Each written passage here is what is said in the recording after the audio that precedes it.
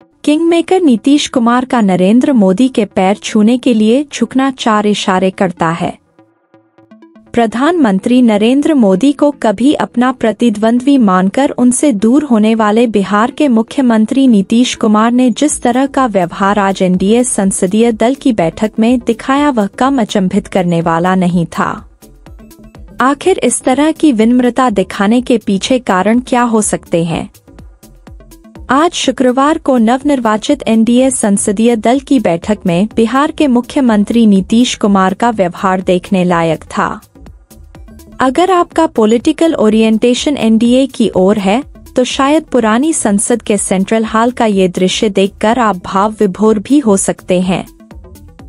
मुख्यमंत्री नीतीश कुमार ने जिस तरह पीएम मोदी के सम्मान में अपने भाव व्यक्त किए वो कुछ ऐसा ही था। उत्तर प्रदेश के मुख्यमंत्री योगी आदित्यनाथ शायद उस वक्त कुछ ज्यादा ही भावुक हो गए थे। उनकी आंखें डबडबाई महसूस हो रही थीं। नीतीश कुमार नरेंद्र मोदी के प्रति जो विश्वास दिखा रहे थे, उनके शब्दों से उसे समझा जा सकता है।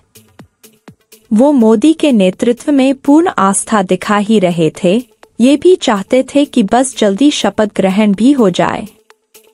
उन्होंने कहा कि मैं तो चाहता हूं अभी शपथ ग्रहण हो जाए, पर आप जब चाहे हम आपके साथ हैं।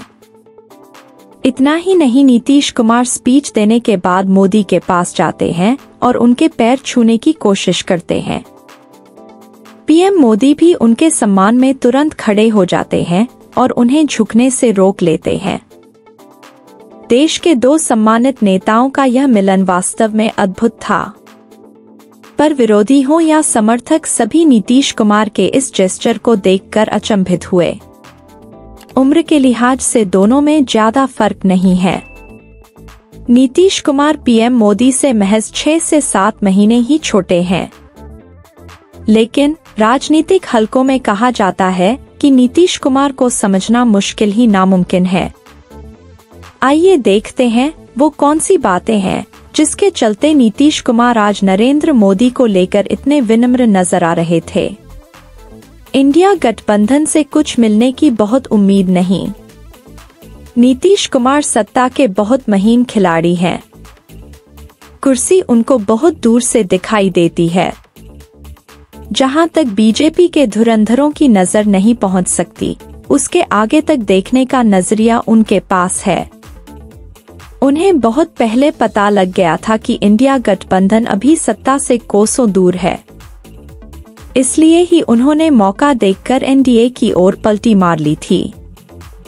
वो जानते हैं कि अभी भी इंडिया गठबंधन में इतने दावेदार हैं कि वहां पीएम और डिप्टी पीएम के लिए बहुत मारामारी है। इंडिया गठबंधन अगर सरकार बनाती भी है तो उसके आर्किटेक्ट कई होंगे। वहां पर राहुल गांधी ही नहीं, अखिलेश यादव, ममता बनर्जी, अरविंद केजरीवाल जैसे कई लोग नीति नियंता बनेंगे। सबसे बढ़कर उनके पुराने दोस्त लालू यादव की भूमिका तो प्रमुख रहेगी ही। लालू ने जब उन्हें इंडिया गठबंधन का कन्वेनर नहीं बनने दिया तो नीतीश कुमार के साथ इंडिया गठबंधन में न्याय नहीं होने वाला है। एनडीए में कोई बढ़िया डील हुई है? जिस तरह का भाषण देते समय नीतीश कुमार ने बिहार के विकास में जो बाकी है उसके बारे में बात की, उससे लगता है कि कुछ तो डील हुई है। इन्होंने पूरे देश की सेवा की है, पूरा भरोसा है जो कुछ भी बचा है अगली बार ये सब पूरा कर देंगे। जो भी राज्य का है हम लोग पूरे तौर पर सब दिन इनके साथ रहेंगे। हम देखे हैं कि इधर उधर कुछ जीत गया है, अगली बार जो आएगा न तो सब हारेगा। उन लोगों विपक्ष ने आज तक कोई काम नहीं किया है, देश बहुत आगे बढ़ेगा, बिहार का सब काम हो ही जाएगा। नीतीश ने कहा बिहार के सभी लंबित काम पूरे किए जाएंगे। यह बहुत अच्छी बात है कि हम सभी एक साथ आए हैं और हम सभी आपके पीएम मोदी साथ मिलकर काम करेंगे। आप रविवार को प्रधानमंत्री पद की शपथ लेंगे, लेकिन मैं चाहता था कि आप आज ही शपथ लें। जब भी आप शपथ लेंगे हम आपके साथ होंगे, हम सभी आपके नेतृत्व में मिलकर काम करेंगे। बिहार के सभी लंबित का पूरे किए जाएंगे। इस एक वाक्य से उन्होंने यह संदेश दिया है कि कुछ तो डील हुई है। पिछले दिनों बिहार के राजनीतिक दलों में एक बात की बहुत चर्चा है कि नीतीश कुमार के बेटे को भी राजनीति में स्टैब्लिश करना है। हो सकता है कि इस बात पर भी कोई प्लान भी तैयार किया गया हो। नीतीश कुमार और नरेंद्र मोदी के बीच बहुत अच्छे संबंध रहे हैं। हाँ, ये भी रहा है कि बीच बीच में नीतीश कुमार रूठ जाते रहे हैं, पर इसका कारण इतना राजनीतिक रहा है कि नरेंद्र मोदी ने भी कभी उसे दिल पर नहीं लिया। यही नीतीश कुमार के लिए भी रहा है। नरेंद्र मोदी से उनकी जब भी दूरी बनी उसका कारण राजनीतिक लाभ ही लेना था। व्यक्तिगत रूप से दोनों के बीच ऐसा कोई कारण नहीं था जिसे दुश्मनी का आधार मान लिया जाए। नीतीश कुमार ने नरेंद्र मोदी का उस समय साथ दिया जिस समय उनकी पार्टी के लोग भी उनके पक्ष में बोलने को तैयार नहीं थे। 2002 में हुए गुजरात दंगों के चलते जिस समय तत्कालीन मुख्यमंत्री मोदी से लोग रिजाइन चाहते थे, उस समय नीतीश कुमार ने मौन रहकर अपने दोस्त की मदद की थी। बाद के दौर में हालांकि नीतीश कुमार ने नरेंद्र मोदी से अपनी बहुत दूरी बना ली। उसका कारण पीएम पद का रेस था। पीएम पद की रेस में बीजेपी की ओर से नरेंद्र मोदी चेहरा बन चुके थे, जबकि एनडीए की ओर से नीतीश कुमार पीएम कैंडिडेट की तरह उभर रहे थे। जाहिर है कि 2014 में अगर नरेंद्र मोदी को पूर्ण बहुमत नहीं मिलता तो एनडीए की ओर से नीतीश कुमार का नाम पीएम पद के लिए प्रस्तावित हो सकता था। नरेंद्र मोदी ने भी उन्हें बहुत सम्मान दिया है।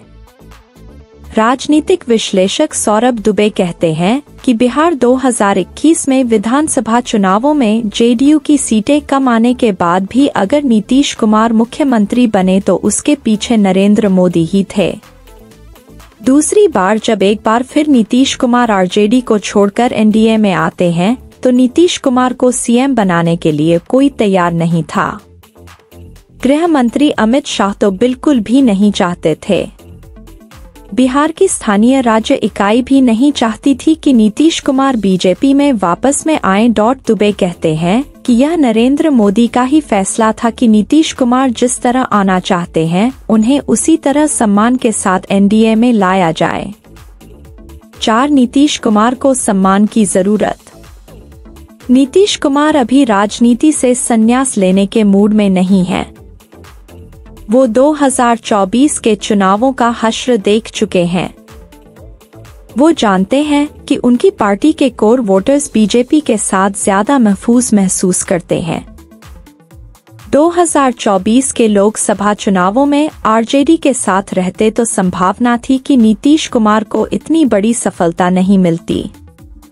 फिर मंडल की राजनीति जेडीयू और आरजेडी दोनों ही करते हैं। शायद यही कारण है कि आरजेडी हमेशा से जेडीयू को खत्म करने की कोशिश में होती है।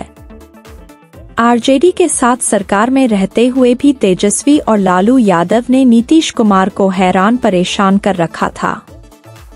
बिहार सरकार के सारे काम का श्रेय तेजस्वी अकेले लेना चाहते थे।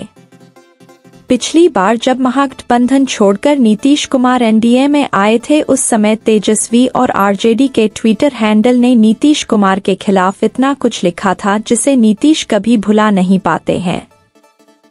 इंडिया गठबंधन को बनाने का सारा श्रेय नीतीश कुमार का था, पर कभी भी लालू यादव और कांग्रेस ने उन्हें इस बात का श्रेय तक नहीं दिया। नीतीश कुमार शायद यही सब सोचकर बार बार कहते हैं कि अब उन्हें कहीं नहीं जाना है। हालांकि कब उनका मन बदल जाए यह भी कोई नहीं जानता है।